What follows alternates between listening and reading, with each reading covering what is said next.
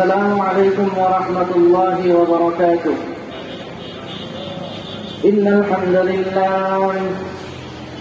الحمد لله الذي هدانا لخير الأديان وشرفنا بسعادة وشريعة الإسلام ومجدنا بطريق الصحابة والعلماء الكرام،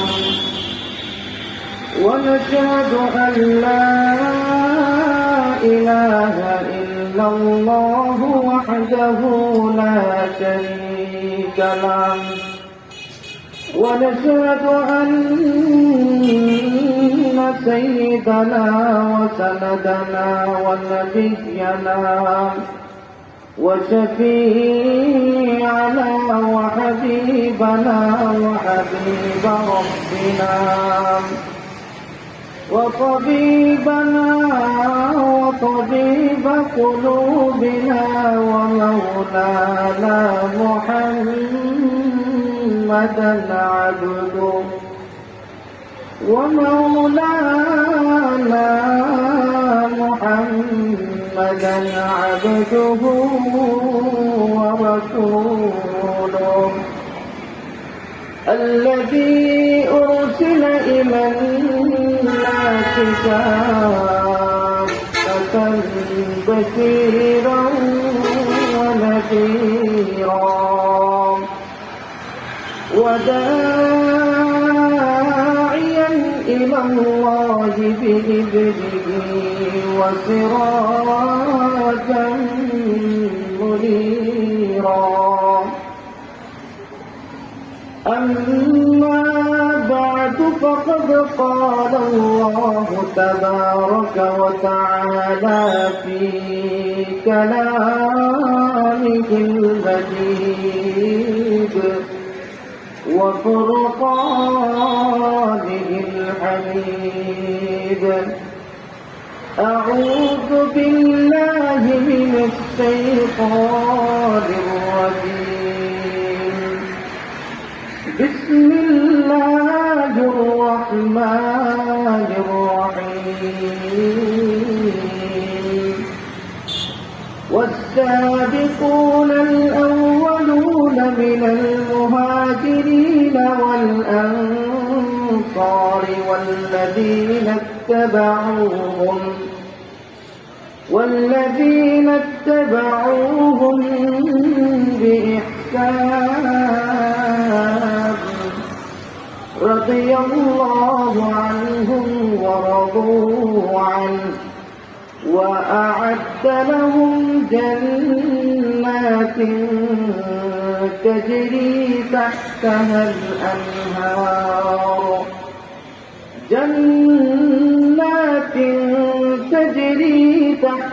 الأنهار خالدين فيها أبدا، ذلك الفوز العظيم.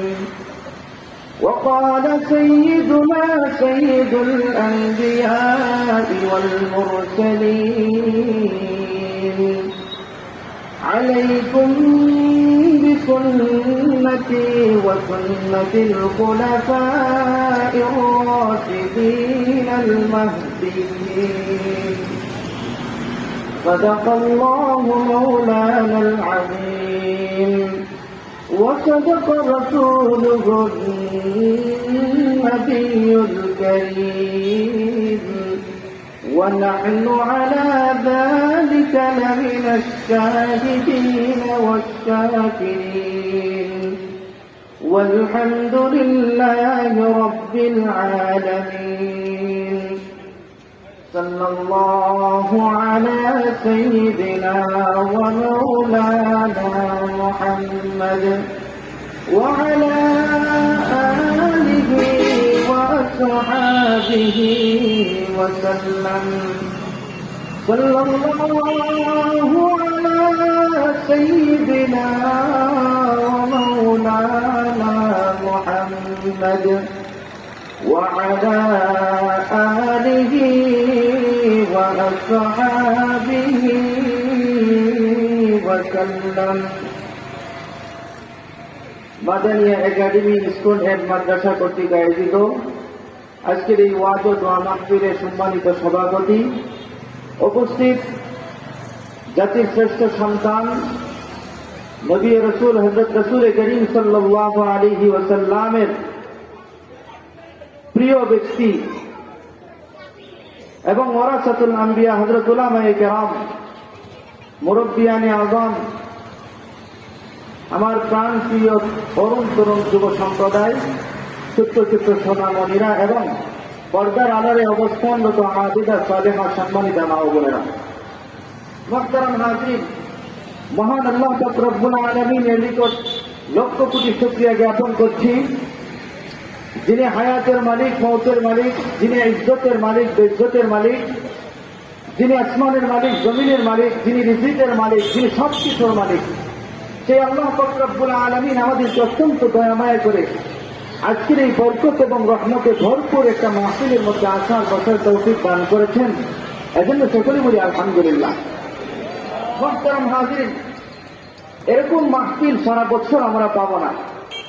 সারা বছর আমরা ব্যবসা করতে পারবো, সারা বছর বাসার মধ্যে অবস্থান করতে পারবো, কিন্তু এরকম মাহফিল আমরা সারা বছর পাবো না।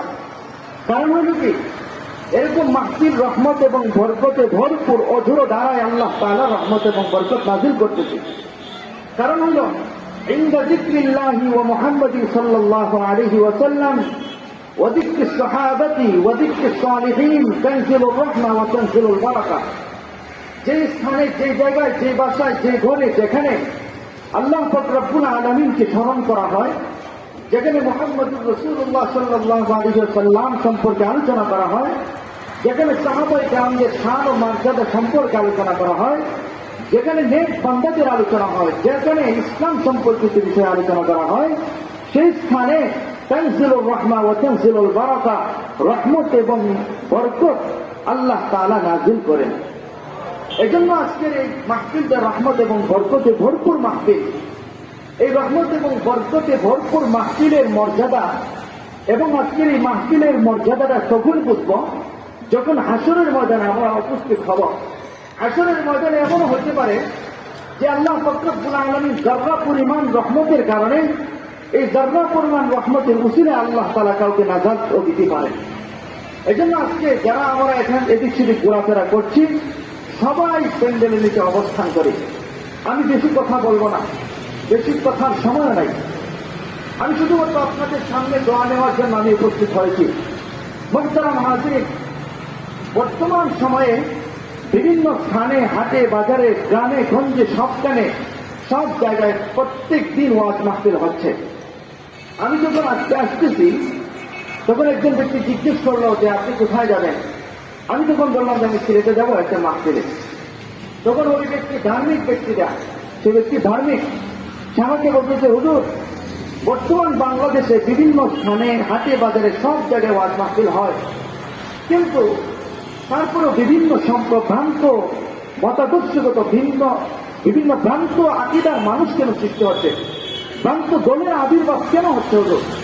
ওই ব্যক্তি বলতেছে, আমার কাছে যেটা মনে হয় যে বাংলাদেশের বিভিন্ন গ্রামে গঞ্জে তাফসীর মাহফিল হচ্ছে, সম্মেলন হচ্ছে, কিন্তু রাসূল করিম সাল্লাল্লাহু আলাইহি ওয়াসাল্লামের শান ও মান সম্পর্কিত আলোচনা কম হয়, সাহাবায়ে কেরামদের শান মান সম্পর্কে আলোচনা কম হয়। এই জন্য আমরা রাসূল করিম সাল্লাল্লাহু আলাইহি ওয়াসাল্লামকে চিনতে পারি নাই, যেই কারণে কাদিয়ানীদের আবির্ভাব হচ্ছে, কাদিয়ানীদের আবির্ভাব হয়েছে।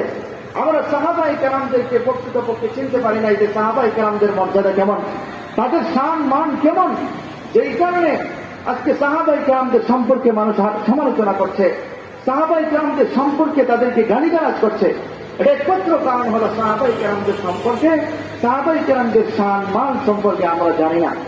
এই জন্য আমি আজ উদ্দেশ্য নিয়েছি, আমার উদ্দেশ্য হলো আমি আজকে রাসূল করিম সাল্লাল্লাহু আলাইহি ওয়াসাল্লামের সাহাবী, যারা রাসূল এবং নবীদের পরে আসমানের নিচে জমিনের উপরে সর্বশ্রেষ্ঠ সন্তান, সর্বশ্রেষ্ঠ ব্যক্তি, সর্বশ্রেষ্ঠ মানুষ ছিলেন সাহাবায়ে কেরাম।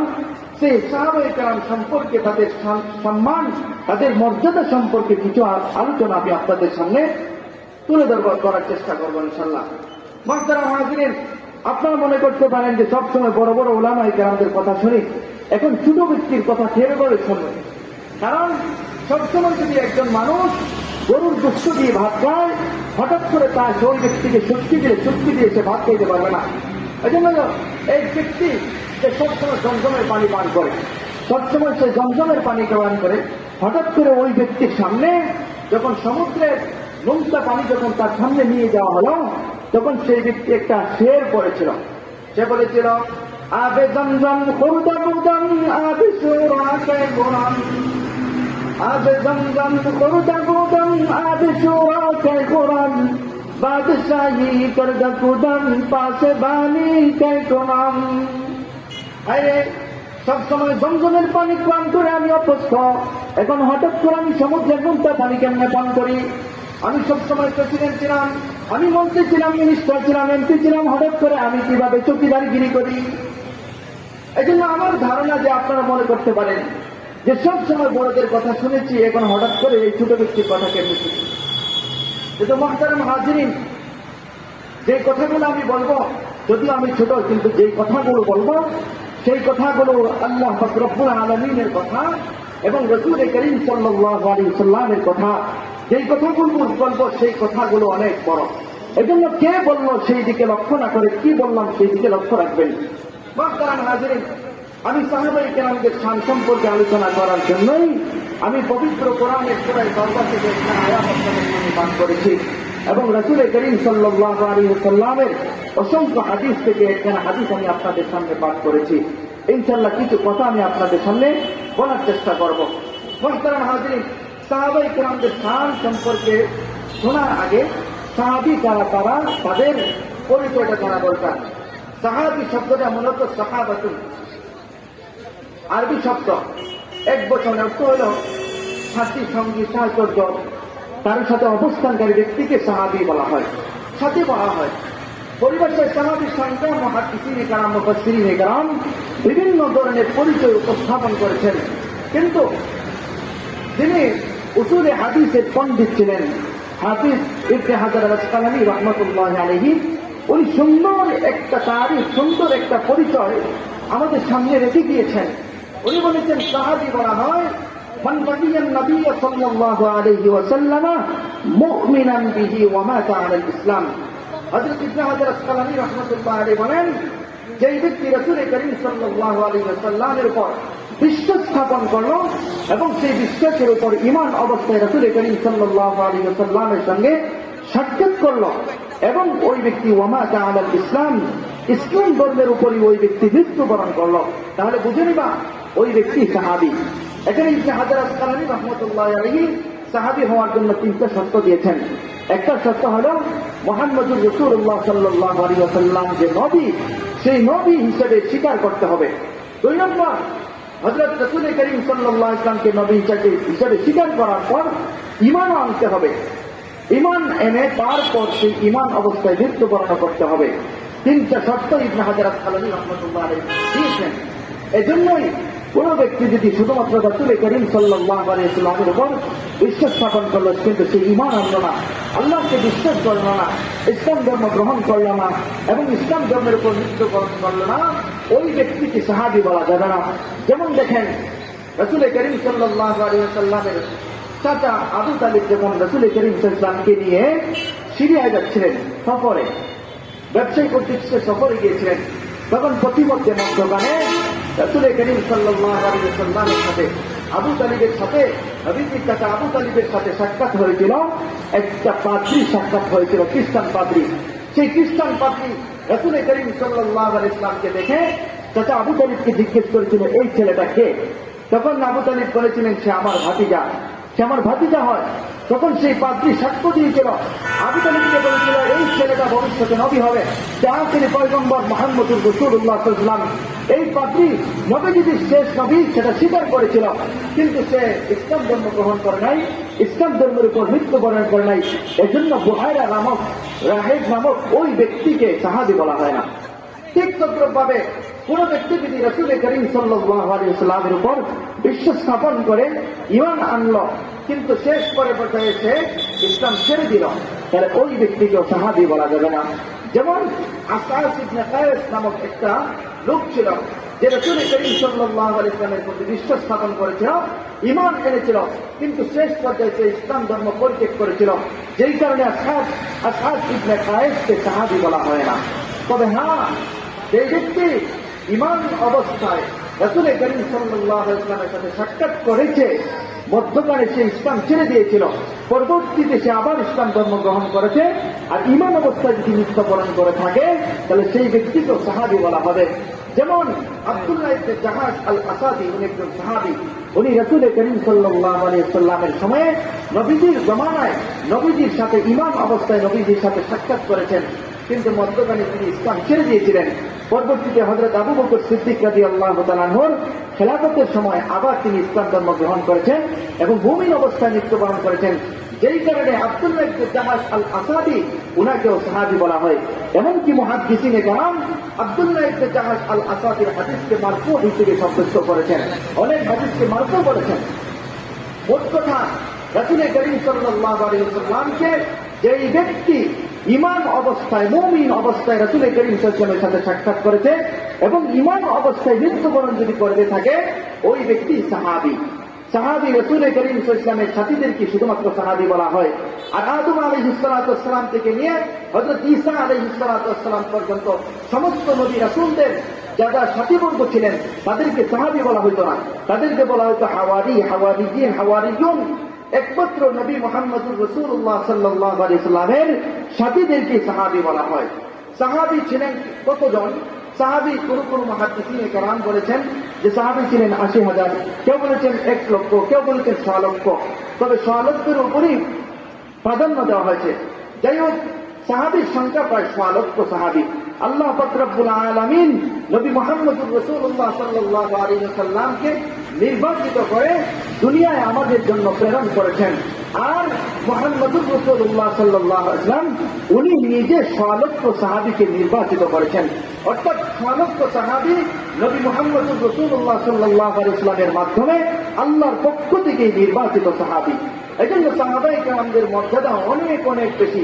আজকে সাহাবায়ে কেরামদের মর্যাদা আমরা বুঝি না, এজন্য সাহাবায়ে কেরামদের সমালোচনা করি, সাহাবায়ে কেরামদেরকে গালিগালাজ করি, অথচ সাহাবায়ে কেরামদের মর্যাদা কি পরিমাণ, এটা রাসূল করিম সাল্লাল্লাহু আলাইহি ওয়াসাল্লাম বলেন যে আসহাবী কান নুজুম বিআইহিম ইক্তাদাইতুম ইহতাদাইতুম, যে আমার সাহাবায়ে কেরাম আকাশের উজ্জ্বল তারকারা জেনে নেয়, যদি তোমরা আমার সাহাবীর কোন একজন সাহাবীকে যদি তোমরা অনুসরণ করো, ইহতাদাইতুম, তাহলে তোমরা কি হয়ে যাবে? তোমরা সঠিক রাস্তা পেয়ে যাবে। সঠিক রাস্তা বলতে দুনিয়াতে দুইটা রাস্তা আছে, একটা রাস্তা হলো জান্নাতের রাস্তা, আর একটা হলো জাহান্নামের রাস্তা। কোন মানুষ যদি কোনো একজন সাহাবীকে যদি অনুসরণ করে, সেই সাহাবীকে অনুসরণ করার মাধ্যমে সিরাতে মুস্তাকিম পাবে এবং সেই রাস্তা দিয়ে ওই ব্যক্তি জান্নাতে প্রবেশ করতে পারবে। এজন্য সাহাবায়ে কেরামদের সমালোচনা করতে একটু নিজের ব্রেনটাকে একটু কি করবেন, চিন্তা করবেন ব্রেন দ্বারা, যে আমি কার সমালোচনা করছি। সাহাবায়ে কেরাম যদি আজকে যদি দুনিয়াতে না থাকতেন, তাহলে এই পর্যন্ত আমাদের কাছে হাদিস আসতো না, আমাদের কাছ পর্যন্ত কোরআনের পাক আমাদের কাছ পর্যন্ত আসতো না। আল্লাহ পাক রব্বুল আলামিন নবী মুহাম্মদুর রাসূলুল্লাহ সাল্লাল্লাহু আলাইহি ওয়াসাল্লামের মাধ্যমে ইসলামের জন্য, মুমিন ব্যক্তিদের জন্য, মুসলমানদের জন্য নিয়ামত হিসেবে সাহাবায়ে কেরামদেরকে দুনিয়াতে প্রেরণ করেছিলেন। মুহতারাম হাজিরিন, হযরত রাসূল করিম সাল্লাল্লাহু আলাইহি ওয়াসাল্লামের যে সাহাবীগণ ছিলেন, এই সাহাবীদের মর্যাদাটা কেমন, হযরত আব্দুল্লাহ ইবনে মুবারকের একটা ঘটনা যদি আমরা শুনি তাহলে বোঝা যাবে। হযরত আব্দুল্লাহ ইবনে মুবারককে এক ব্যক্তি জিজ্ঞেস করেছিল যে, আব্দুল্লাহ ইবনে মুবারক, রাসূল করিম সাল্লাল্লাহু আলাইহি ওয়াসাল্লামের সাহাবী আমির মুআবিয়া রাদিয়াল্লাহু তাআলা আনহুর মর্যাদা বেশি নাকি ওমর ইবনে আব্দুল আজিজের মর্যাদা বেশি? এই কথাটা ওই প্রশ্নকারী ব্যক্তি কেন বলেছিল? রাসূল করিম সাল্লাল্লাহু আলাইহি ওয়াসাল্লামের সাহাবী আমির মুআবিয়া সম্পর্কে কিছু কিলকাল রয়েছে। অনেকে বিভিন্ন ধরনের কি করে সমালোচনা করে আমির মুআবিয়া সম্পর্কে। এজন্য ওই ব্যক্তি জিজ্ঞেস করলো আব্দুল্লাহ ইবনে মুবারককে, আব্দুল্লাহ ইবনে মুবারক, আমির মুআবিয়ার মর্যাদা বেশি নাকি ওমর ইবনে আব্দুল আজিজের মর্যাদা বেশি? এই প্রশ্নকারী ব্যক্তির জবাবে আমির মুআবিয়া রাদিয়াল্লাহু আনহু আব্দুল্লাহ ইবনে মুবারক রাহমাতুল্লাহ আলাইহি পাল্টা তাকে প্রশ্ন করলেন, আচ্ছা বলো তো, হযরত আমির মুআবিয়া রাদিয়াল্লাহু তাআলা আনহু উনি কি রাসূল করিম সাল্লাল্লাহু আলাইহি ওয়াসাল্লামের সাথে যুদ্ধে অংশগ্রহণ করেছেন? তখন সে বলল, হ্যাঁ, রাসূল করিম সাল্লাল্লাহু আলাইহি ওয়াসাল্লামের সাথে আমির মুআবিয়া রাদিয়াল্লাহু তাআলা যুদ্ধে অংশগ্রহণ করেছেন। আবার বললেন, রাসূল করিম সাল্লাল্লাহু আলাইহি ওয়াসাল্লামের সাথে যে আমির মুআবিয়া যুদ্ধে অংশগ্রহণ করেছেন, ওনার সাথে কি ঘোড়া ছিল? ঘোড়া নিয়ে কি অংশগ্রহণ করেছেন? বলে, হ্যাঁ, ঘোড়া নিয়ে অংশগ্রহণ করেছেন। আবার পাল্টা প্রশ্ন করলেন যে আমির মুআবিয়া রাদিয়াল্লাহু তাআলা যখন যুদ্ধের ময়দানে মরুভূমিতে যখন ঘোড়া দৌড়িয়েছেন, সেই ঘোড়ার পায়ের খোঁড়ার আঘাতে ধুলোবাড়িকে উড়েছে? বলে, হ্যাঁ, উড়েছে। বলে, সেই ধুলোবাড়িকে আমির মুআবিয়া রাদিয়াল্লাহু তাআলা ঘোড়ার নাকে কি প্রবেশ করেছে? ঘোড়ার মুখে কি প্রবেশ করেছে? বলে, হ্যাঁ, প্রবেশ করেছে। তখন আব্দুল্লাহ ইবনে মুবারক রাহমাতুল্লাহ আলাইহি যেই কথাটা বলেছিলেন, সেটা কিয়ামত পর্যন্ত আমাদের জন্য শিক্ষণীয় বিষয়। আব্দুল্লাহ ইবনে মুবারক বলেছিলেন, হে প্রশ্নকারী ব্যক্তি, হযরত আমির মুআবিয়া রাদিয়াল্লাহু তাআলা আনহুর যে ঘোড়া নিয়ে যুদ্ধে অংশগ্রহণ করেছেন, সেই ঘোড়ার আঘাতে যে ধুলোবালি উড়ে ঘোড়ার নাকে মুখে প্রবেশ করেছিল, সেই ঘোড়ার আঘাতে নাকে মুখে প্রবেশকৃত সেই ধুলোবালির মর্যাদাও উমর ইবনে আব্দুল আজিজের মর্যাদার চেয়ে বেশি। কি বললেন, কি বুঝাইতে চাইলেন? যে উমর ইবনে আব্দুল আজিজ ওই সাহাবী নন, বরং হযরত রাসূল করিম সাল্লাল্লাহু আলাইহি ওয়াসাল্লামের সাহাবী হলেন আমির মুআবিয়া রাদিয়াল্লাহু তাআলা। এই জন্যই যদি কোনো একজন নবীজির কোনো একজন আত্মা থেকে কোনো একজন সাহাবীর আমল নামাতে যদি এক পাল্লায় রাখা হয়, আর দুনিয়ার সমস্ত মানুষ নবী রাসূলদের পরে অর্থাৎ সকল উম্মতের সবার আমল নামা যদি এক পাল্লায় রাখা হয়, তাহলে আত্মা থেকে আত্মা নবীর সেই সাহাবীর আমল নামার পাল্লা বাড়ি হবে। শুধু এখানে শেষ নয়, হযরত রাসূল করিম সাল্লাল্লাহু আলাইহি ওয়াসাল্লামকে দেখে দেখে সাহাবায়ে কেরাম যে সওয়াব অর্জন করেছেন, রাসূল করিম সাল্লাল্লাহু আলাইহি ওয়াসাল্লামের সাহাবায়ে কেরাম জিহাদের ময়দানে অংশগ্রহণ করে যে সওয়াব অর্জন করেছেন, তারও প্রয়োজন নাই। নবীজির সাহাবায়ে কেরাম, নবীজির সাহাবীরা নামাজ পড়ে যে সওয়াব অর্জন করেছেন, সেই সওয়াবেরও প্রয়োজন নাই। নবীজির সাহাবায়ে কেরাম হজ করে উমরা করে যে সওয়াব অর্জন করেছেন, সেই সওয়াবেরও প্রয়োজন নাই। যাকাত আদায় করে যে সওয়াব অর্জন করেছেন, সেই সওয়াবেরও প্রয়োজন নাই। নবী মুহাম্মদুর রাসূলুল্লাহ সাল্লাল্লাহু আলাইহি ওয়াসাল্লামের সাহাবায়ে কেরাম রোজা রেখে যে সওয়াব অর্জন করেছেন, সেই সওয়াবেরও প্রয়োজন নাই। বরং শুধুমাত্র সাহাবায়ে কেরাম নবীজিকে দেখে দেখে যে সওয়াব অর্জন করেছেন, সেই সওয়াবগুলোকে যদি এক পাল্লায় রাখা হয়, আর উম্মতের সকলের সওয়াব যদি এক পাল্লায় রাখা হয়, তবুও সাহাবায়ে কেরাম নবীজিকে দেখে দেখে যে সওয়াব অর্জন করেছেন, সেই সওয়াবের আমল নামার পাল্লা বাড়ি হবে। কেমন যে রাসূল করিম সাল্লাল্লাহু আলাইহি ওয়াসাল্লামের সাহাবায়ে কেরামের মর্যাদাটা কেমন হইতে পারে? আমি শেষ করে ফেলব। শুধুমাত্র এখানে আমার একটা শেষ কথা, যে যারা রাসূল করিম সাল্লাল্লাহু আলাইহি ওয়াসাল্লামের সাহাবায়েদের সম্পর্কে সমালোচনা করে, বিশেষ করে হযরত আবু বকর সিদ্দিক এবং হযরত উমর ফারুক রাদিয়াল্লাহু তাআলা আনহুমা সম্পর্কে সমালোচনা করে, অথচ হযরত আবু বকর এবং উমর রাদিয়াল্লাহু তাআলা আনহুমা সম্পর্কে যারা সমালোচনা করে, তাদের শাস্তির ভয়াবহতা কেমন, এই কথাটা বলেই আমি শেষ করে ফেলব। হযরত রাসূল করিম সাল্লাল্লাহু আলাইহি ওয়াসাল্লামের দরবারে একবার আলী রাদিয়াল্লাহু তাআলা আনহু বসা। হযরত আলী রাদিয়াল্লাহু তাআলা আনহুকে নবীজি বলতেছেন, আলী, তুমি তো জানো যে তোমার দুইটা ছেলে হাসান এবং হুসাইন সাইয়্যিদা শাবাবি আহলিল জান্নাহ, আল হাসান ওয়াল হুসাইন সাইয়্যিদা শাবাবি আহলিল জান্নাহ। হাসান এবং হুসাইন উভয়জন জান্নাতের যুবকদের সর্দার হবে। তুমি এটাও জানো যে আমার মেয়ে সাইয়্যিদাতু ফাতিমাতু সাইয়্যিদাতু নিসাই আহলিল জান্নাহ, যে ফাতিমা রাদিয়াল্লাহু তাআলা আনহা জান্নাতের মুমিনাতের সর্দারনি হবে, সেটাও জানো। আলী, তুমি কি জানো যে জান্নাতের বৃদ্ধদের সর্দার কে হবে? তুমি কি সেটা জানো? আলী রাদিয়াল্লাহু তাআলা আনহু বললেন, ইয়া রাসূলুল্লাহ, আমি জানি না। তখন হযরত রাসূল করিম সাল্লাল্লাহু আলাইহি ওয়াসাল্লামের দরবারে দেখতেছেন যে আবু বকর এবং উমর রাদিয়াল্লাহু তাআলা আনহু আসতেছেন। তখন রাসূল করিম সাল্লাল্লাহু আলাইহি ওয়াসাল্লাম বলেন যে জান্নাতে বৃদ্ধদের সর্দার হবে আবু বকর এবং হযরত উমর ফারুক রাদিয়াল্লাহু তাআলা আনহুমা। এই কথা যখন বললেন, এই কথাটা আবু বকর এবং হযরত উমর ফারুক শুনেছেন। শুনে ওরা আনন্দিত, হাসতেছেন, মনে মনে হাসতেছেন। নবীজির কাছে যখন আসলেন, তখন নবীজি মুখটা মলিন করে ফেললেন। তখন হযরত আবু বকর এবং হযরত উমর ফারুক রাদিয়াল্লাহু তাআলা আনহুমা উভয়জন রাসূল করিম সাল্লাল্লাহু আলাইহি ওয়াসাল্লামকে জিজ্ঞেস করলেন, ও আল্লাহর হাবিব, ইয়া রাসূলুল্লাহ, আপনি এত একটা সুসংবাদ আমাদেরকে দিলেন, আর এখন আপনার মুখটা মলিন হয়ে গেল কেন? তখন রাসূল করিম সাল্লাল্লাহু আলাইহি ওয়াসাল্লাম বললেন, দুইটা কারণে আমার মুখটা এখন মলিন হয়ে গেছে। এক নম্বর কারণ হইল, আমাকে এই মাত্র হযরত জিবরাইল আলাইহিস সালাম সংবাদ দিয়েছেন যে আমার উম্মতের মধ্যে একদল আসবে যারা তোমরা উভয়জন আবু বকর এবং উমর তোমরা দুজনেরকে গালিগালাজ করবে, তোমাদের সমালোচনা করবে। এটা হলো 1 নম্বর কারণে আমার মুখটা বলিনি। 2 নম্বর কারণ হইল, ওই যে দেখো আমি দেখতেছি যে শয়তান আল্লাহ তাআলার কাছে দোয়া করতেছে, শয়তান আল্লাহ তাআলার কাছে বলতেছে, ইয়া আল্লাহ, এই সমালোচনাকারীদেরকে আপনি যেই জাহান্নামে দিবেন সেই জাহান্নামে আমি মরদুদ শয়তানকেও দিবেন না। কেমন হইতে পারে যে যারা হযরত আবু বকর এবং হযরত উমর ফারুক রাদিয়াল্লাহু তাআলা আনহুমার সমালোচনা করে তাদের জাহান্নাম, তাদেরকে যে জাহান্নামে দেওয়া হবে সেই জাহান্নামের ভয়াবহতা কেমন হইতে পারে, যে জাহান্নাম থেকে শয়তান পর্যন্ত বানান থাকছে। এই কথা যখন বললেন, বলার পর হযরত আবু বকর এবং উমর ফারুক রাদিয়াল্লাহু তাআলা আনহুমা উভয়জন রাসূল করিম সাল্লাল্লাহু আলাইহি ওয়াসাল্লামকে জিজ্ঞেস করলেন, আল্লাহর হাবিব, দুনিয়াতে তো জিন্দেগির সব কিছু আমরা ইসলামের জন্য ব্যয় করে ফেলেছি, সুতরাং উম্মতের কিছু তো আমাদেরকে গালিগালাজ করবে, কিন্তু কোনো কোনো উম্মতকে এমন থাকবে যারা আমাদেরকে মহব্বত করবে? রাসূল করিম সাল্লাল্লাহু আলাইহি ওয়াসাল্লাম বললেন যে হ্যাঁ, উম্মতের একদল থাকবে যারা তোমাদেরকে মহব্বত করবে।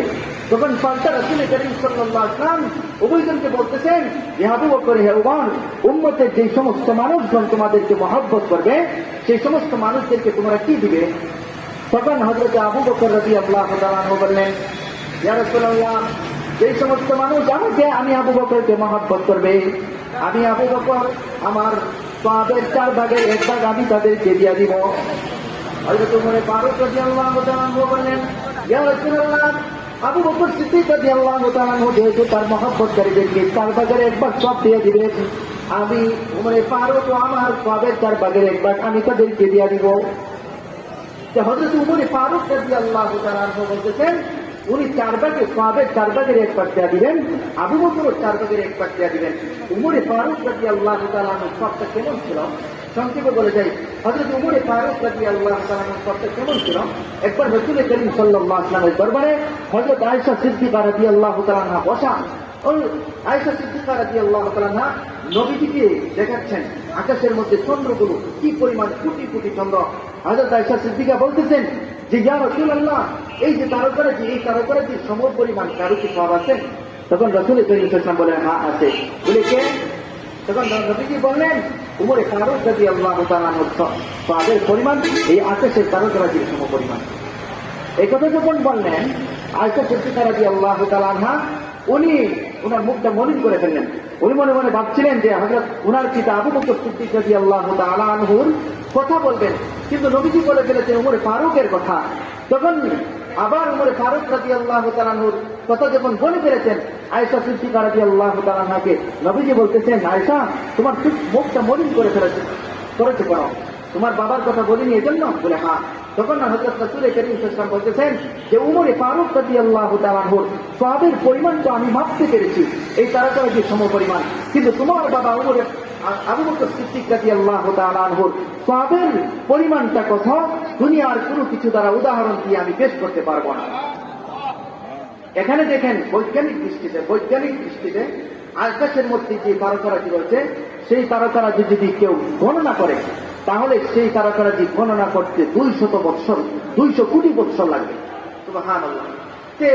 আকাশের তারকারাজি গণনা করতে যদি 200 কোটি বৎসর লাগে, এর মানে হলো হযরত উমর ফারুক রাদিয়াল্লাহু তাআলা আনহুর সওয়াবের পরিমাণ যদি কেউ মাপতে চায় তাহলে ওই ব্যক্তির 200 কোটি বৎসর সময় প্রয়োজন হবে। তাহলে 200 কোটি বৎসর যদি সওয়াবটাকে মাপতে সময় লাগে, হযরত উমর ফারুক রাদিয়াল্লাহু তাআলা আনহুকে আমাদেরকে যারা মহব্বত করবে, মানে উমর ফারুক রাদিয়াল্লাহু তাআলা আনহুকে যারা মহব্বত করবে তাদেরকে যে 4 ভাগের 1 ভাগ সওয়াব দিয়েছেন, এর মানে 200 কোটি বৎসরকে 4 ভাগ, যদি আপনি 4 ভাগের 1 ভাগ করেন 50 কোটি বৎসর সময় লাগবে। অর্থাৎ উমর ফারুক রাদিয়াল্লাহু তাআলা আনহু আমাদেরকে যে সওয়াব দিয়েছেন সেই সওয়াবের পরিমাণ সেগুলো যদি আমরা মাপতে চাই তাহলে বৈজ্ঞানিক দৃষ্টিতে 50 কোটি বৎসর সময় প্রয়োজন হবে। আর হযরত আবু বকর সিদ্দিক রাদিয়াল্লাহু তাআলা আনহুর সওয়াব, উনি যে 4 ভাগের 1 ভাগ কি পরিমাণ দিয়েছেন সেটা তো মাপাই যাবে না। যদি ধরে নেওয়া হয় হযরত উমর ফারুক রাদিয়াল্লাহু তাআলা আনহুকে ডাবল, তাহলে সেই আবু বকর সিদ্দিক রাদিয়াল্লাহু তাআলা আনহুকে মহব্বতকারী ব্যক্তিদেরকে আবু বকর যেই পরিমাণ সওয়াব দিয়েছেন সেই পরিমাণ সওয়াব হবে 100 কোটি বৎসর সময় প্রয়োজন হবে। তো এই কথা যখন বললেন, বলার পর শেষে কি হয়েছে, হযরত আবু বকর সিদ্দিক রাদিয়াল্লাহু তাআলা আনহু এবং উমর ফারুক রাদিয়াল্লাহু তাআলা আনহুমা এই উভয়জনকে নবীজি বলতেছেন যে হে আবু বকর, হে ওমর, তোমরা যে এই কথাগুলো বললে যে তোমাদের সাহাবের চারপাশের এক পাশ দিয়ে সেটা তো এখন মুখে বলতেছো, হাসরের ময়দানে যদি না করো, সুতরাং দস্তখত দাও, দস্তখত দাও। এই দস্তখতের মাধ্যমে প্রমাণিত হবে যে তোমাদের সাহাবের এই 4 ভাগের 1 ভাগ তোমাদের মহব্বতকারীদেরকে দিবে। তখন হযরত আবু বকর সিদ্দিক রাদিয়াল্লাহু তাআলা আনহু দস্তখত দিলেন, হযরত উমর ফারুক রাদিয়াল্লাহু তাআলা আনহু দস্তখত দিলেন। শেষ পর্যায়ে সাথে সাথে হযরত জিবরাইল আলাইহিস সালাতু ওয়াস সালাম আয়েশা নবীজিকে বলতেছেন, ইয়া রাসূলুল্লাহ, যেই খাতায় যেই পত্রের মধ্যে আবু বকর এবং উমর দস্তখত দিয়েছেন সেখানে আপনি রাসূলও দস্তখত দিন। হযরত রাসূল করিম সাল্লাল্লাহু আলাইহি ওয়াসাল্লাম দস্তখত দিলেন। দেওয়ার পর হযরত জিবরাইল আলাইহিস সালাতু ওয়াস সালাম সেই পত্রটি দিয়ে আল্লাহ পাক রব্বুল আলামিনের দরবারে গিয়ে গেলেন।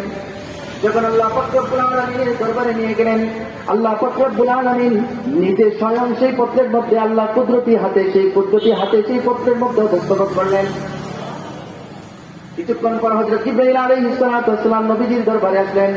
নবীজি জিজ্ঞেস করলেন, হে জিবরাইল, তুমি সেই পত্রটা নিয়ে গিয়েছিলে, সেই পত্র কোথায়? আল্লাহ পাক রব্বুল আলামিন সেই পত্র কি তোমাকে দেন নাই? জিবরাইল আলাইহিস সালাতু ওয়াস সালাম বলেন, ইয়া রাসূলুল্লাহ, এই পত্রটা আল্লাহ পাক রব্বুল আলামিন ওনার নিজ হাতে রেখে দিয়েছেন। আল্লাহ পাক রব্বুল আলামিন শুধু নিজেই দস্তখত দিয়েছেন এমন নয়, আল্লাহ পাক রব্বুল আলামিন আমাদের 4 জন ফেরেশতা যারা সর্বোৎকৃষ্ট ফেরেশতা, জিবরাইল, মিকাইল, ইসরাফিল এবং আজরাইল, এই 4 জনকেও বলেছেন তোমারও দস্তখত দাও, আমারও দস্তখত দিয়েছি। এমনকি আল্লাহ পাক রব্বুল আলামিন হাবিলিনে আরশ, যারা আরশকে কি করে বহন করে, এই হাবিলিনে আরশকে বলেছেন তোমারও দস্তখত দাও, তারাও দস্তখত দিয়েছে। এরপর আল্লাহ পাক রব্বুল আলামিন বলেছেন, হে জিবরাইল, নবী মুহাম্মদুর রাসূলুল্লাহকে বলে দাও এই পত্রটা আমার কাছে থাকবে।